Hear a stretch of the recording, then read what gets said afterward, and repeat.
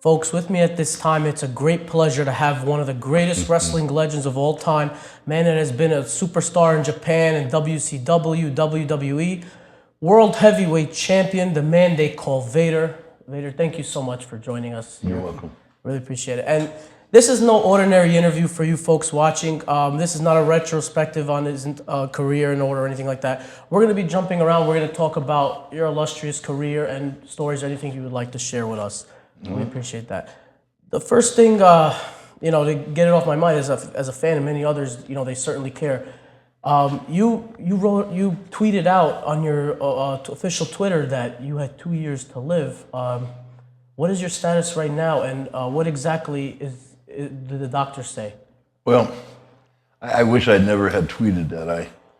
I thought to myself that I would tweet it out and not go into hiding. And I think I wish I would have slept on that before actually doing it, because I believe it's caused me more headache and more trouble than, in other words, it wasn't the intent. The intent was just, hey, I'm not hiding from anybody, and I'm not, if that is the case, that my days are numbered, then so be it. I mean, God, the life I've lived just a tremendous life. I mean, I've always had money. I've never been without food. Always had a roof over my head. Always had clothes on my back. At times I've had a lot of money. I mean, bonuses from the football days and Super Bowl money, and paychecks from Ted Turner. They say Ted Turner on it. So. They were pretty good, but and heck, we were myself and Brody and Hanson, and I believe that was it. It was a pretty select crew. We were making $15,000, $16,000, $17,000, $18,000 a week in Japan. Bam Bam wasn't. I don't think Bam Bam was quite that high, but he made a lot of money. Bam Bam did. They paid big men that could move, and certainly Hanson and Brody fit that mold. But they worked for Baba, and then Bam Bam and we worked for Inoki in New Japan, and we actually were tag team champions. So, yeah. But so for me to sit here and complain or piss and moan about what's going to happen, it's just not who I am. I simply believe in my heart that I'm not going to die, and hey man, I'm still here. I'm sitting here. I feel good. It's what is it, midnight? Midnight. We're doing this at midnight, and After dinner. I got up at 6 this morning in Dallas, Texas, and had a quick workout, and went to the airport, caught a 10 o'clock flight, flew here, drove, and the matches and autograph sessions, and I feel fine. I really do. So I did receive the bad news. It was 3 separate heart specialists, heart surgeons. They said that because of the way I lived my life, and I said, well, they asked me, did I drink? And yeah, I did. I haven't drank for 15 years. So it surprised me that would have been one of the causes. I think I originally reported that it was because of my football and wrestling careers, and in part that's true, but it's not the whole story. What of course, being a football player, I remember running sprints and doing 10 and 20 and 30 and 40-yard dash sprints, and it's just your heart is beating upwards of 200 beats a minute, and that kind of physical training causes damage, especially when someone my size.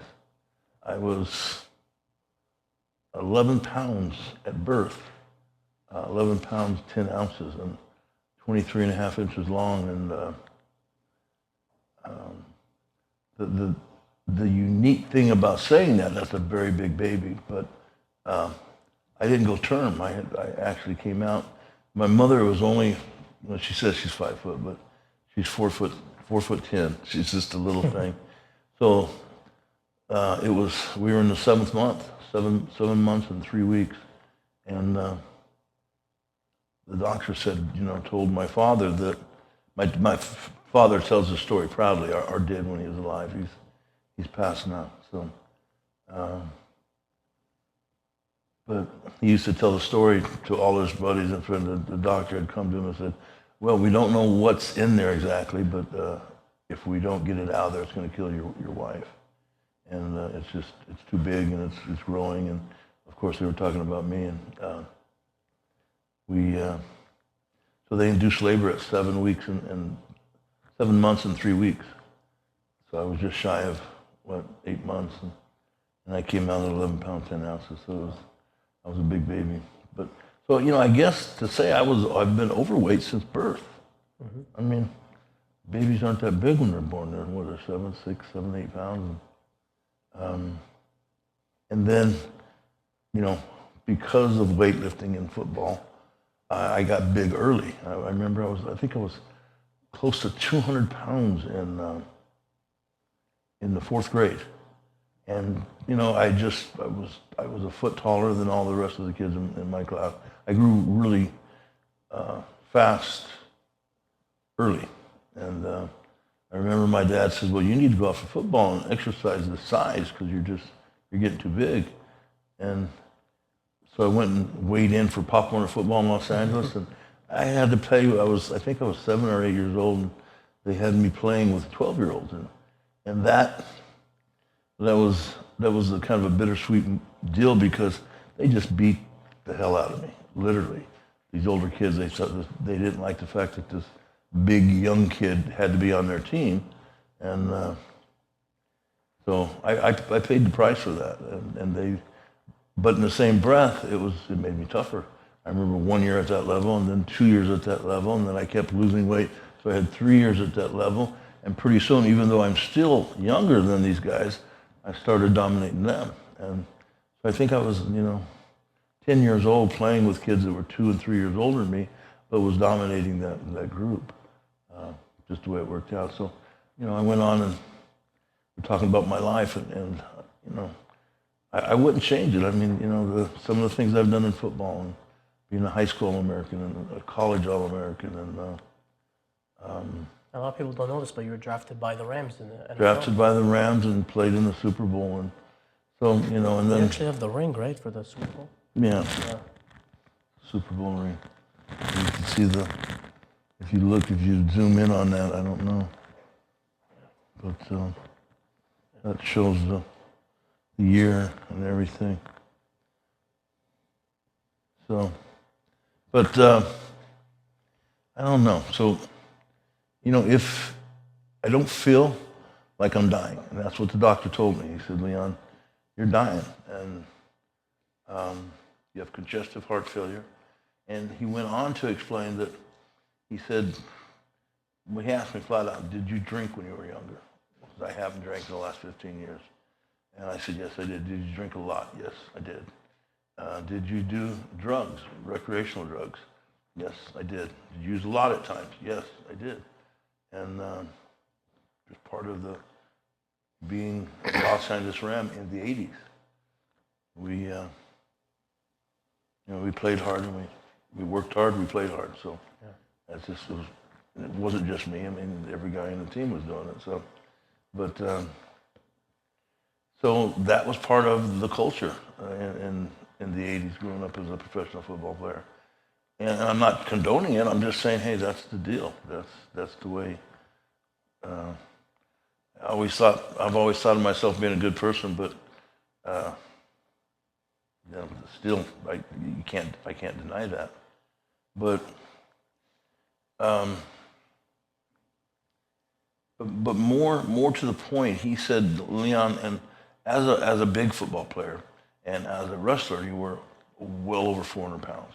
And I said, that's true. And he said, my memory of you wrestling was watching you marvel at you, not only your ability to move at 400 plus pounds. He's watching you do that. It amazed me, but it wasn't just your athletic movement from point A to point B, but it was your ability to endure, into the 20 and 30 minute range, and oftentimes more. But what he told me was that pain threshold on a 400-pound man hits about 5 or 6 minutes, where if you're breathing hard, the average 400-pound man will stop after 3, 5, 6 minutes because it hurts. And where I was able to push past that pain and get into, the 20, 25-minute, 30-minute mark. So what that projects out is that basically you push past the pain and your heart starts increasing and increasing and increasing because you're too big. You're not supposed to be moving that fast for that long. And your heart rate just goes through the roof. And he says, Leon, you've probably, reached, 170 and 180. And usually people, when they reach that type of heartbeat, they would have a heart attack and die, where, because of the great condition you were in and the big, powerful heart you had, it would endure it. But that's what he was telling me or trying to explain to me is what's happened to me, is that because I was able to somehow adjust to that pain and push past the pain and continue on into the 15 and 20 minutes in matches and football games, etc., that is part of my problem. How did you get the name Big Van Vader? Noki gave it to me. Vader has nothing to do with Darth Vader or Star Wars or anything like that. In Japanese folklore, it's a 5th century Japanese warrior. And if you look at my headgear, which is it's a mock-up of a samurai warrior with the shoulder pads and the helmet, people mistake it for a Vader costume, the Darth Vader one, and really see that's Darth Vader of Star Wars. His background is from Japan, the Orient, and that's what he's modeled from. They fight with swords, and the light swords. Well, that's what the warriors used to do. They'd fight with sticks and swords, and so the Vader from Star Wars is from the Japanese, and my character was a 5th century. He was the champion of his village, and apparently the champion of another village. The way they would settle disputes in that time period was they would pick their 2 strongest men, and they would row out in a canoe and go to an island and fight. And the winner would come back. So whoever came back, obviously that village got his way, and so the village wasn't massacred. There wasn't a bunch of dead people. It was just 2 people. So apparently Vader and this other guy fought for 72 hours straight, and they died at each other's feet. So he was an emperor's warrior, Vader was. So Inoki named me after watching me fight and gave me that. It was really quite an honor. Speaking of Inoki, when you were having your big run in Japan, there was rumors that there was like a bidding war between All Japan and New Japan for your services. Is that true? Yeah, I was very aware of it. I was a world champion for Big Autobots in Austria. And I guess that was a European heavyweight champion, but it was a recognized world title at that time during the 80s and 90s. Otto had the largest company in Europe, in all of Europe, and the largest furniture company in all of Europe. And it, again, was a recognized world title. So Hattori flew over and said, Masa's been looking for you, Masa Saito. And he was trying to book me directly from the AWA to work for Baba. And Masa was working for Baba at that time. And somehow, it was the other way around. God, he just passed away. Help me with this. AWA world champion. Mick Bockwinkel? Mick Bockwinkel was working for Baba, and he said he had this, big mobile guy. Bob said, bring him over. That's exactly what we need. And I was excited about going to Baba, but it was, let's face it, they had Stan Hansen, they had Bruiser Brody, and I was going over there green. I mean, I had just started wrestling, and Steve Williams and Terry Gordy and the Freebirds and the Road Warriors and Harley Race. I mean, they were loaded. Ted DiBiase. It's just the list of big-name Americans went on and on and on. Where Inoki really didn't have any. He hadn't highlighted the American worker. There were some small guys that basically they would do on prelim matches, right? Right. First, second, third match, and then the main events were all Japanese matches. You know, the last three matches, the money matches they'd call them. And so what had happened was I had came home and was going to go for, I had actually filled out visa paperwork and negotiated a deal with Baba to go over there for him. And Hattori, Masao, remember the referee? Right, yeah. Him and Masa flew over to Europe and said, well, we want you to come and work for them. And they offered me more money, and I said, you know, guys, more money's flattering, but you know, I give them my word. You don't start off in a new country by breaking your word. You know, so I said, no way. Anyways, Baba heard that I honored my commitment to him, and you know, acknowledged it, and Inoki offered him X amount of dollars, and because I had honored my commitment, and so you have to understand, Baba was this highly successful. You know, he had every American in the book.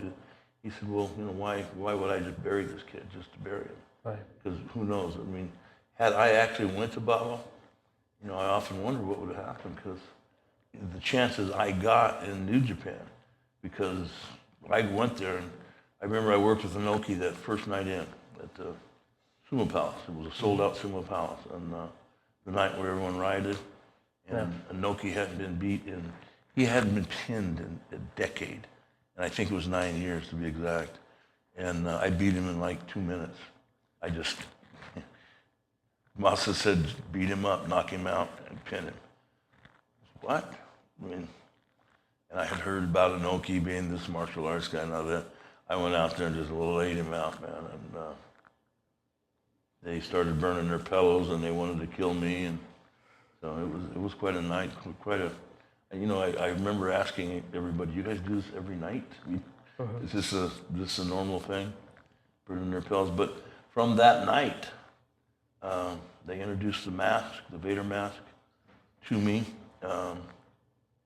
And we went out and we sold out from that night, every night, for 2 years, based on that one match, because it was just phenomenal. Were the Japanese fans, obviously they're a lot different than the American fans, but they treated professional wrestling in Japan as a sport. They didn't frown upon it. The media covered it as well. Is that right? At this time, that's all they knew. I mean, they thought it was, well, see, and it's, you know, for me to sit there and say, well, it's fake. It's not fake.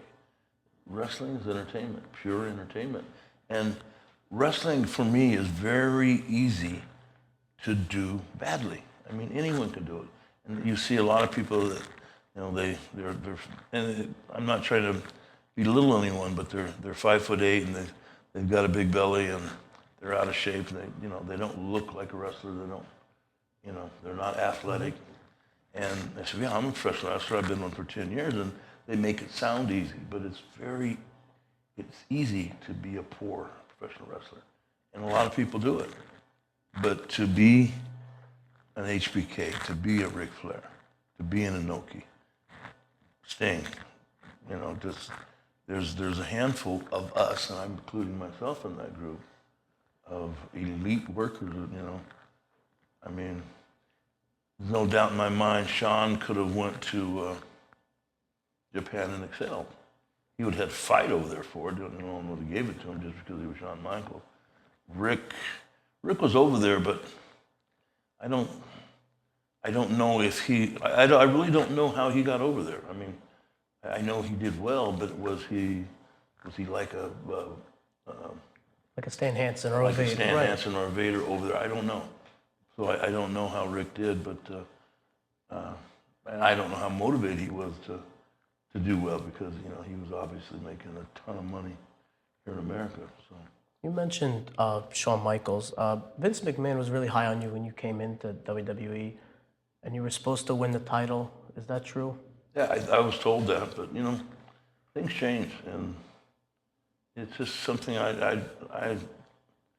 excuses like assholes. I mean, could have, should have, would have, didn't happen. And I don't blame anybody for it other than myself. They named the pay-per-view after you after the Survivor Series at Madison Square Garden. Then the In Your House was called It's Time, and it was supposed to be you in the main event. I don't know if it was going to be with Bret Hart or Shawn Michaels, but the plan. I don't know if this was true, but this is the rumors, and I just wanted you to dispel it or say if it was true or not. But you originally were going to headline and go give the belt back to Shawn at Royal Rumble in San Antonio, or all those plans. I was supposed to take the belt at SummerSlam, and that didn't happen. And from that, it changed. The timeline changed. People think Shawn went off script or that was part of the show, but he was like a babyface. And during the match, you know what? Shawn didn't do nothing he wasn't told to do, and I've never said anything to the contrary. It's just, I think unfortunately he's gotten a bad rap over this. It is what it is. It's just, it would have been nice. I think I would have been a great champion for them. And I think I would have, I think I would have been someone they could have utilized in down the road in terms of, pay-per-views and main events and things like that. In my opinion, at that time in '96, they had like a lot of the gimmicks, and you kind of brought some legitimacy to the main event picture that it could have worked if done it and maybe switched the title with you, or you know what I mean. So that's something that a lot of fans have agreed with as well. Well, hey, like I said, there's no one to blame in any situation but yourself. And if it didn't happen for me, somewhere along the line I did something or didn't do something. Maybe the contrary there. But it's been talked about, it's been said, it's been done, it's over. It's time to move on. And you were a great champion in WCW.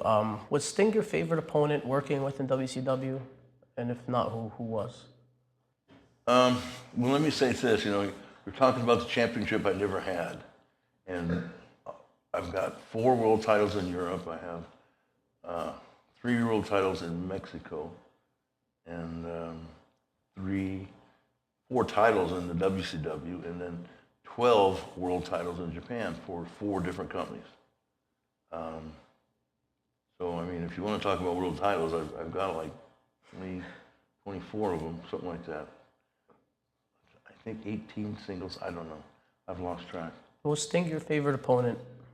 One of them. One of them? I think the thing about Steve, it was just so easy with him. We didn't have to talk. We'd just go out and just tear the house down every time. And it was that easy. So he was, by far, we were probably closer in terms of being on the same wavelength. I could look at him and know what he was going to do, and vice versa. So we really communicated well in that regard. But Sting would certainly be one of my best matches ever. Inoki, Akiyama, Kobashi, Choshu, Fujinami. How about Cactus Jack? Muta, great move. Muta, Akiyama. Those, Mick Foley, Ric Flair. There's so many guys that I was able to get good matches. What was the first thing that popped in your head in Germany when you saw Foley's ear pop off when it was tied up? That was like a freak accident, but... I don't think I remember it coming off there. I remember when he hung himself on the rope, I think where it initially was tore. Yeah. And then I had always thought all these years that I hadn't done it, but I was getting the credit for it. Pull his ear off. And then I was watching some footage of it in the WWE film room with Mick, and he did tear it on the ropes, and then it was later in the match where I've got my hand and I pull away from the ear and it flies up. So I think the final tear was from me. But, and again, I don't remember it being intentional. I had no reason to. When you were champion in wrestling Foley, did you ever go to management and say, you know, these skits with the Lost in Cleveland or the things like where they blew up British Bulldog's boat? I don't know. I don't know why. I don't. Mick and we've talked about that. I mean, they basically dropped the ball on one of the best angles, and I think Flair was the booker at that time, and who knows? I mean, you know what I'm saying? It's like Mick and we were what people wanted to see, and 'cause I remember I had this great long run with Sting, and I had gained popularity and had 4 titles in the WCW, and suddenly, see, I had asked for Mick because I knew Mick was tough, and I had watched him, but he was pretty much an enhancement guy at this point. And I was a world champion, multiple-time world champion for that company, not to mention the ones in Europe, not to mention the ones in Mexico, not to mention the ones in Japan. So I'm sitting on 15 world titles, and Mick was pretty much an enhancement guy. And he's not all muscled up. He doesn't look impressive. He can't run. He can't jump. You know, he had a brain, and I had watched him, and I said, well, why don't you let me have this guy, and we'll see what happens. So we only did 2 or 3 minutes the first time, and I beat him up pretty good and pinned him. It was pretty much a squash. And Foley match. credits you a lot because he's mentioned that in his book, and he did say that you were the reason that he got a big break in WCW. Well, that, and then I waited. In other words, I wanted to hear what he said because I thought, man, even though it was a short match, the first one, he fought me the whole time. And I said, there's no quitting this guy. And I was looking for an opponent that wouldn't quit because I was so physically dominant back in the 90s. I mean, 395 pounds, 410 pounds, 415 pounds. I could bench press 580, and I could take 365 pounds behind my neck and jump press it, 12, 13, 14 times. So, I mean, it was just, there wasn't too many guys that I couldn't handle pretty easily. And so I was looking for someone that wouldn't back off me, and certainly he wouldn't. And when I beat him up that first time, I was waiting to hear him bitch and moan and complain about, how bad I beat him up in that match. Because I was looking for that special opponent where I could have the Japanese-style match with. And you think people in back then you got an unfair rap for being a bully, but people mistake that for the tough style you did from Japan. Me trying to fill my role, my character, and maybe at times I was too zealous with it, and didn't have to. But I don't know. But anyways, getting back to Mick, he never complained, and I actually heard him say, hey, he loved it and praised the match, even though he got beat up and pinned in a short period of time. He praised the match. He enjoyed the toughness of it. And so people were shaking their heads, going, "Wow, you're crazy." And so when I heard that, him not backing off and being positive about the whole situation, then so I went and told Eric, because he gives us more time this time. And so I think he gave us 10 minutes. And then from there, we just, well, how much did we want? We were taking a half hour on pay-per-views. Yeah, the Halloween Havoc, the Texas Death Match was outstanding. Unheard of. I mean, who gets that kind of time on a pay-per-view? Right. And people loved it. I mean, it was just a fight that they'd never seen. You mentioned Flair was a booker at the time, because after that Halloween Havoc, it was cut, and then Flair did he book himself to wrestle you for the heavyweight championship at Starrcade? I suppose. I mean. Well, let's see. Flair's the booker, and he books me with him and cuts the hottest thing in the company I'd seen. And I mean, it was the hottest thing since Sting and me. I mean, so it should have never been cut. And when Hulk Hogan came into WCW, you were scheduled to be like the big heel wrestling against him, and you had some Super Brawl and Uncensored, the strap match. I believe one of the matches was only like about a couple minutes long. Why was it? Was they cut for time, or what was the issue? I don't remember that. I don't. There was one of them. I think it was like a 4 minute like match, or I don't know if they had enough time or what was it, but I don't know, man. I really don't. I remember fighting Terry. He, he was. I had to slow way down for him. I was probably at my peak physically, strength and mobility. I was moonsaulting, drop kicking, 400 pounds, bench pressing, the roof, and so Terry, I had to slow down and really take it easy for him, on him. I mean, for him, to him, whatever I'm trying to say. But other than that, Terry was a good opponent. Terry, let's face it, you have to give Terry Bollea credit for what he's done. I mean, was he a great worker? No, but he was pretty damn good worker. I mean, he was Hulk Hogan for a reason. Hulk Hogan sold how many dolls and how much merchandise? See, people always, they expect me to badmouth him, and it was a situation where I had to slow down a little bit for him.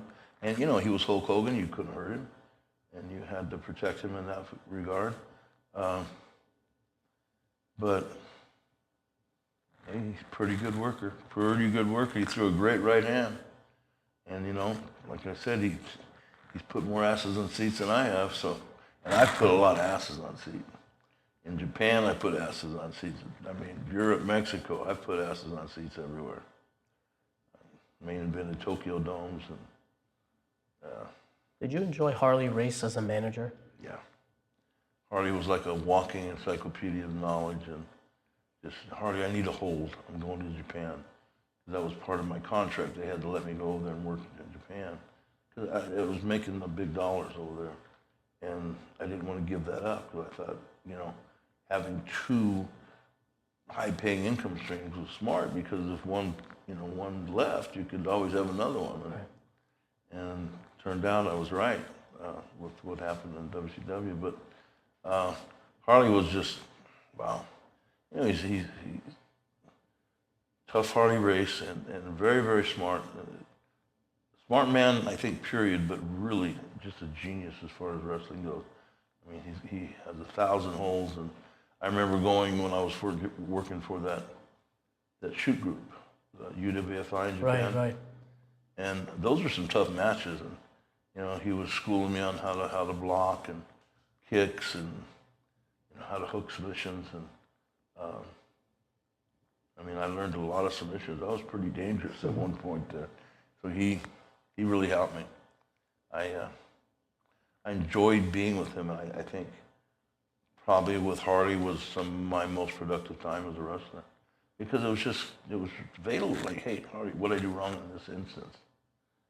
This is what you did wrong, and this is what you did right. You mentioned the shoot style. What comes to mind is Ken Shamrock. There was a match you had with him on a WWE pay-per-view. I don't know if he broke your nose or if that was intended to be part of an angle. Do you remember that? When Ken Shamrock, I don't know if he busted your nose or if that was an angle. Yeah, he busted it. He busted it now. No, that was an intent. See, I had probably given him too much credit as a worker, and I actually wanted to get down to his level so he could punch me in the face and make those shots look good. So I gave myself to him, which is something I've always done. I've made myself available for my opponent, and whatever. He was blowed up. I mean, he was. It wasn't intentional. It was just what it happened. I think it was intentional. Oh, wasn't? Yeah. You think he did it on purpose? But hey, that's part of the deal. And then I gave him that big shot to the head. It was a receipt. I hit him as hard as I could. I don't even know if it phased him. It looked like it did. It looked like it clocked him pretty good, but I don't know. Paul Orndorff has said in numerous interviews, he's mentioned the brawl he had with you. I just wanted to see if you wanted to give your take on it. Bullshit. I mean, yeah. Orndorff is bullshit. I know he's sick, and I'm not trying to wake up an old quarrel, but it's just he still talks about it. It's like he still does interviews, And it's just, it's complete adulterated bullshit. The whole story was I had woke up that morning to a phone call from Eric Bischoff. Said, Leon, you have promised me a photo shoot for weeks. You do it today or I'm going to fire you. And he was serious. And I, okay, when do you want me there? So it was 8 in the morning and I had to work out at 10 and, you know, the whole ritual before TV and get something to eat. And so I did all that real quick in the morning early from like 8 to 11 and then had to race over to the CNN Towers. And, you know, I was in my street clothes, and so now you have to get dressed into your uniform and put on that damn hot stuff, you know, that stuff that makes your muscles shine and swell up and stuff like that. And I had to do 2-3 hours photo shoot. So I told Eric, I said, Eric, you need to call over to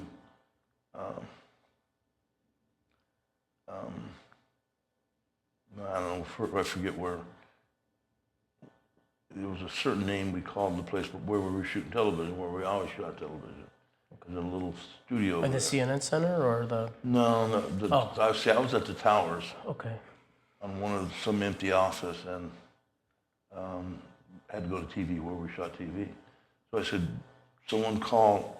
I said, Eric, you need to call over there and make sure someone knows that I'm going to show up late because you know you walk in here, you catch hell. And sure as shit, he didn't call. And I've often wondered if that was planned, but I don't know. And so he didn't call, and when I walked in there, Paul approached me, and why the fuck are you late? I said, wait a minute, Paul. You know, I was trying to explain to him that I was on official business from the boss. And as far as I was concerned, Dusty and Eric were only two bosses I had. I had been told, I mean, you know, this was the position I had there. It's kind of like Hulk Hogan certainly didn't have to take orders from Paul Orndorff. Sting didn't, and I didn't. I mean, that's what I was told. I don't know if Orndorff knew that or not, and I really don't give a shit. But so he starts barking at me for being late, and who the fuck did I think I was?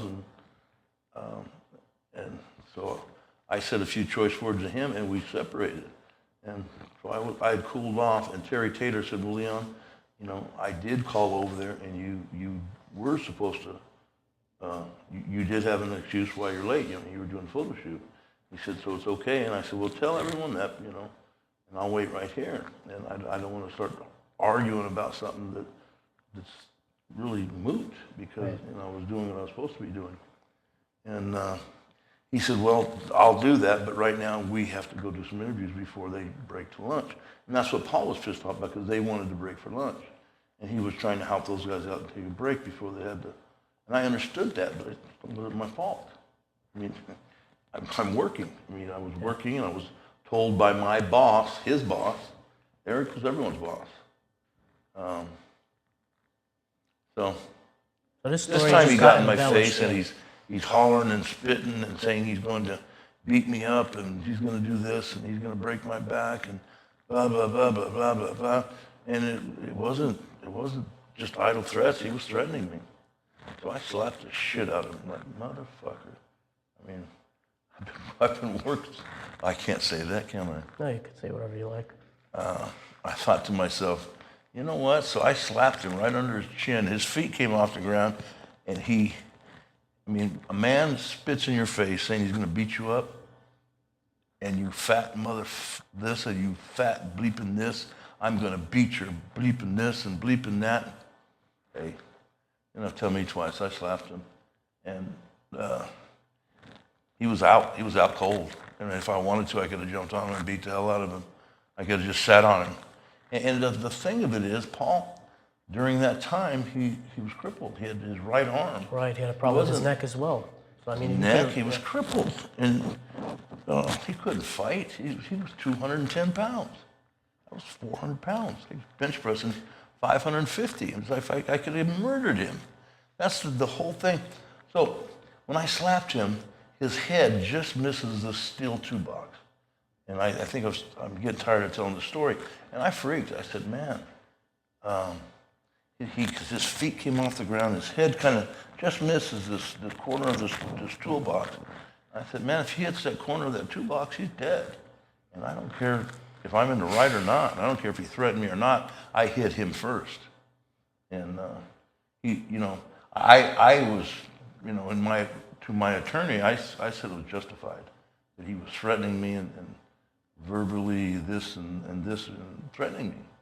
So I defended myself. And that's what ultimately led to you leaving WCW? Yeah, this was, I lost a great job for a lot of money. And that's the sad part about it. It's something I had earned because I was as responsible as anyone for WCW coming out of the little backward, when we first started out with that crew with Sting and myself and Foley and Rude and Vicious, before Hogan came in. I was as responsible as anybody for bringing that company to where it was. And then Hogan came in and the onslaught of people came in. And so it became whatever it became, but we were the ones, Sting and myself and Rude and Even Vicious. Steve Austin at the time, Sonny Steve. Steve Austin, I'm sure I'm missing people out. Yeah. I'm not trying to, but right. we made that company real and attractive to, that's why they were coming. Because, well, look what these guys are doing. And there's no one there. I mean, it's just right. This guy named Vader and Steve Austin, he wasn't a big name then, and Foley wasn't a big name. So we were popping it. We were doing the numbers. And in fact, our numbers were as good as the pay-per-view numbers were high at the time, right? Super Brawls and Starcades. Ever was. So, so Paul gets up, and I think, you know what, man, I turned sideways, so he had one way. I turned like this, so he couldn't hit me with the left hand. I kept fighting to his right hand because I knew that was a bad hand. Right. And so when he hit me, when he wound up and hit me, all I had to do was block it, right? But I let it go in because I knew that was a bad hand. And it hit me, and I just kind of smiled at him. And he did that 2 or 3 times. I kept letting it come in. It made this big slap noise, but there was nothing behind it. It was the size of, not even the size of my wrist all the way up. Wow. It's bicep, everything. Right. Yeah, so. And then I grabbed him and we went into the coach's office and, we had another scuffle in there. And, but so I don't get it, I don't get the thing he's saying is that, he beat me up and he did, and it's bullshit. It's just pure adulterated bullshit. So. Yeah. There was a time in WWE when you were on a Kuwaiti talk show and the host was trying to provoke you and The Undertaker. What is your take on that situation? Well, I was told that the announcer was going to say something about wrestling being fake and for me to scare the shit out of him and rough him up. And that was orders. So when I heard the cue, I waited my time and I jumped up and I turned over. The table was plastic. Mm-hmm. It was a prop, the coffee table, and made my mistake. But you can't put your hands on a Kuwaiti person, a Kuwaiti citizen. That's law. You can't do this. I see. And so I didn't touch him. I grabbed his tie. Mm-hmm. I just grabbed his tie. Never touched him. Never pushed him, shoved him. If you watch that, I kind of rolled his tie up my finger and was talking to him. Like, it's not fake. Does this feel fake? Right. You're scared now, huh? Does that feel fake? So he just pressed charges. Next thing I know, there was 10 armed soldiers with automatic weapons and told me to get on the ground. That was scary. And you were detained in Kuwait for about a week or two, or? About 15 days. Wow. The scariest part of that was I was in jail for 3 days and I didn't sleep for 3 days. Because those guys, they were like pointing at me and talking, and the other prisoners. It's like, Jesus. It's like, I couldn't. I was like, I can't go to sleep because I don't think I would have made it through it. I really don't. They did not like me. And then when I got out, funny, it wasn't a WWE attorney that got me out. My neighbor was an attorney that was working for Clinton, who was an officer at that time. Actually did work for Clinton. and he called someone, I don't know, and it was through diplomatic, political channels that I got out, and they popped me out of jail, but they couldn't get me out of the country. So I got to go back to that resort. So I was jet skiing and lifting weights and eating 4 or 5 meals a day and tanning, and but then again at nighttime, the death threats. Oh. Yeah, so I couldn't sleep there. I remember the doors you couldn't lock the doors in the hotel. And so it's like you just couldn't sleep. I remember barricading that door trying to get some sleep during the day because the nights became long. And finally I got on the plane and came home. And WWE, I'll never forget it. They were trying to call me for 2 days, and I knew it was them because that phone would ring for a half hour, and I just wouldn't answer it. So I finally got the release and the ticket home, and I went straight home. They wanted me to come straight to the East Coast, go to work. Yeah, I went home for a week. They were pissed. Was Undertaker the locker room leader that everybody says? You'd have to ask him, but I've always found him to be, pretty private. The Undertaker, yeah. Yeah, pretty private guy. It's not, wrestling isn't like football where there's a captain and if there was an issue over pay and it was unanimous, people would probably go to Undertaker. He's been there a long time and he would get a straight answer. A couple more questions. Bret Hart and Shawn Michaels, that Montreal screw job.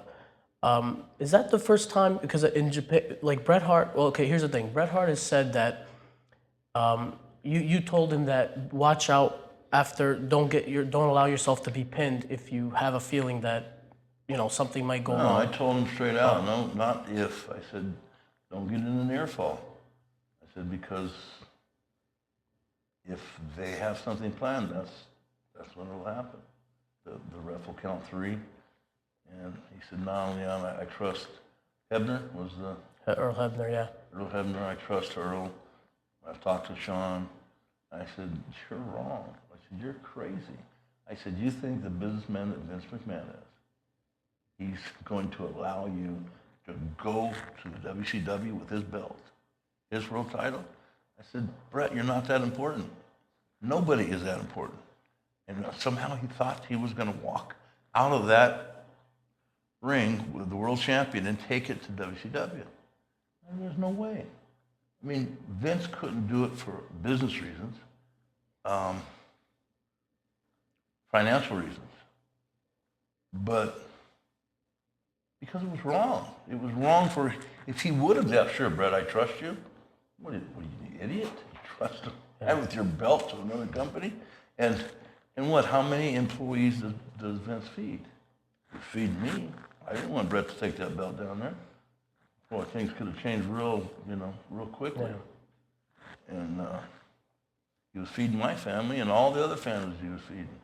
Nobody wanted Bret to take that belt down there. It's like, do what? Like, do you ever, have you seen something similar, like the Montreal screw job in Japan, where? No. Okay. No, I've never seen that. But I'm a pretty smart guy, and I saw that coming. There's no way he can they have to do something in this match. There's no way and think about it from a business standpoint. How could you do that? It had to change hands, and it did. What were your favorite cities or towns to work in?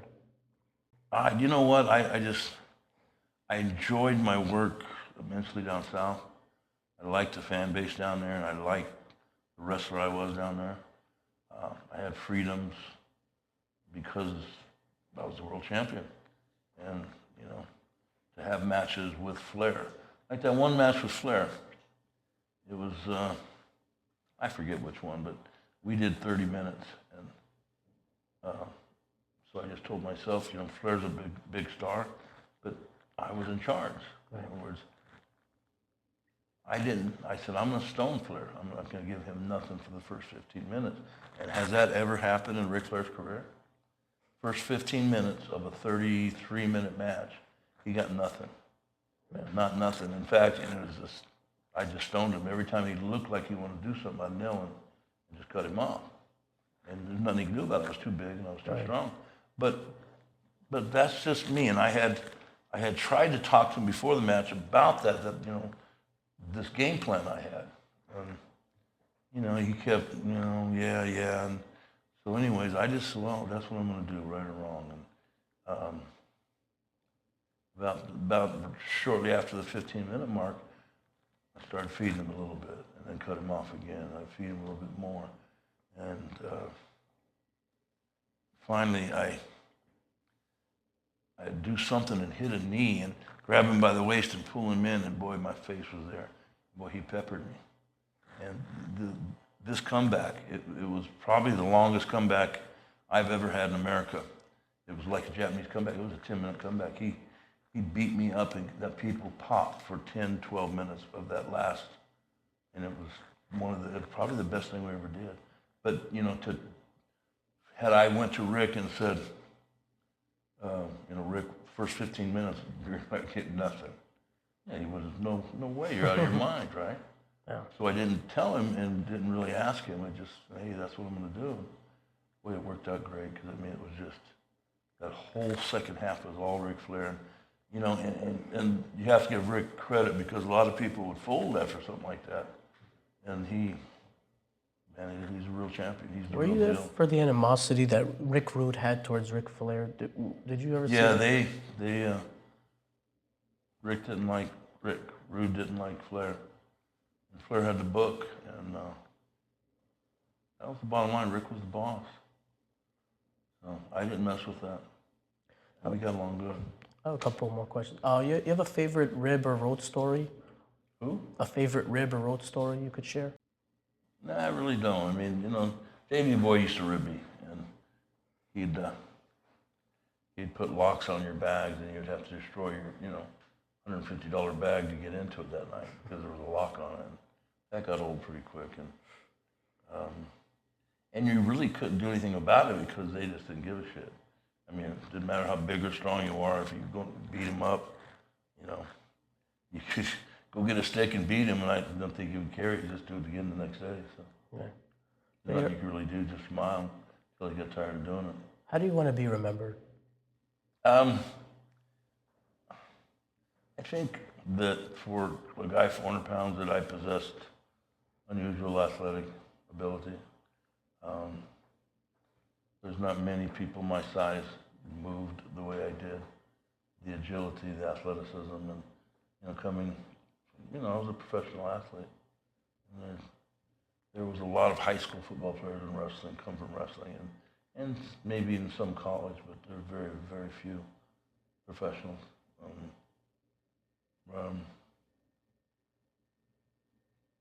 It's just not what I did with people in America. That match for Flair was 220 pounds, and I was 400 pounds, and I carried Rick 30 minutes.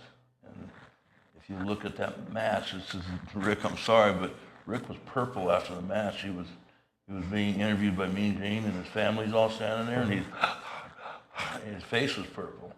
And then they cut to me, and I'm beating up the lockers because Rick had won. And I'm proud of the endurance I have.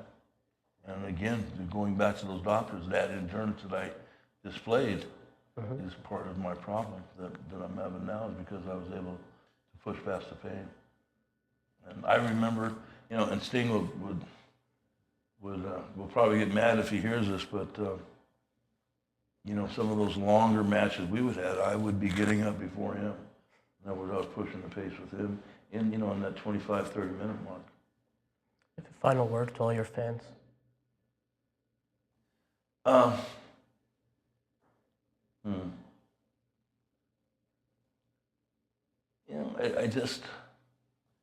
don't like the fact that, in other words, I made a decision to tweet out my health issues, and I said what I said, and bottom line is that